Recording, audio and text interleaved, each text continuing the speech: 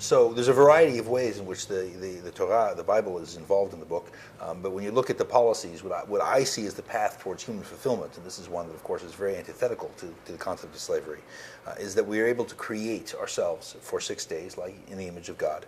And then we use our creation. We use what we've built and what we've done to connect to the timeless on the Sabbath. And so that ultimately becomes, in the book, the recipe for managing to achieve a better reality. The recipe for a better reality is not one where you defeat the other guy and show yourself to be victorious, but it's one in which everybody can have a more creative and positive existence. And you look at other cities that have changed the world around them, you can see a place like Hong Kong being an example of they're purely capitalist. They didn't really have a day of rest, but you ended up with a city that celebrated the individual's ability to make and create and build economically, and that idea ended up undermining the Red Chinese model of very, very dangerous communism. Wow. And so you ended up with one little place being able to influence a much greater reality around it. Because they used, the individual. So anytime you crush capitalism, what you're doing is you're crushing individual choices. You're crushing individual choices. Yeah. But core to that, of course, is that you have to have ownership of your own work product. And so that's a key to it. But what you have is in this city, you start off simply with the idea of a place of refuge, and you screen who can come in, and you try and create a reality in which you have people who want to be there, who want to create a new reality, who want to play in this new world. It's a multi-sectarian, mixed situation, which is not actually so far away from in the distance in the past that you had this sort of reality, and you end up creating a little tiny mixing pot that you can create a better reality for the region as a whole. And of course, there's many challenges in this because there are people who are going to be opposed to it, violently opposed to it.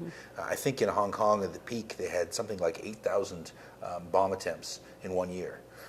As the city was growing and serving as a counterpoint. The Red Chinese were trying to undermine the city. And of course, people with other ideas will try and undermine this city. And that ends up creating the basis for the thrilling aspects of the story, where people are trying to put the city together, but others are definitely taking advantage of it as an opportunity to create division and create conflict in the region.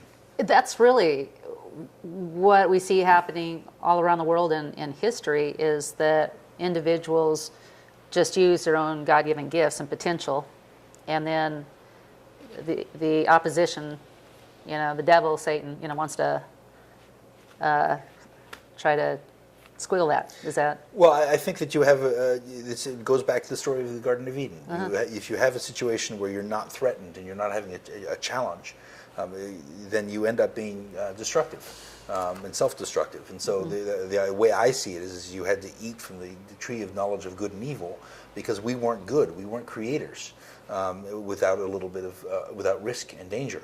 And that's unfortunate. That's our reality. But I think that you have this contrast inherent in humankind that we ultimately are creators when we need to be.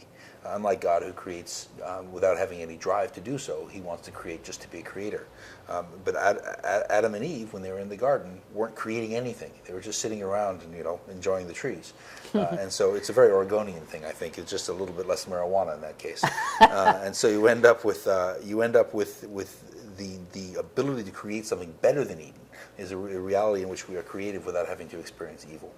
And so that's what I'm aiming for. If you create a society that has a welfare system, but that also has income that people have and all these sorts of things, how do you bring these things together to create a better reality where people don't have to have so much evil and so much fear, but that at the same time they're also creative and productive people who are able to walk in the image of God? And then to me, the very unstable situation that you see in the Middle East is also an opportunity to try and find something better, and to try and explore better opportunities and paths for what we can do to walk in the image of God.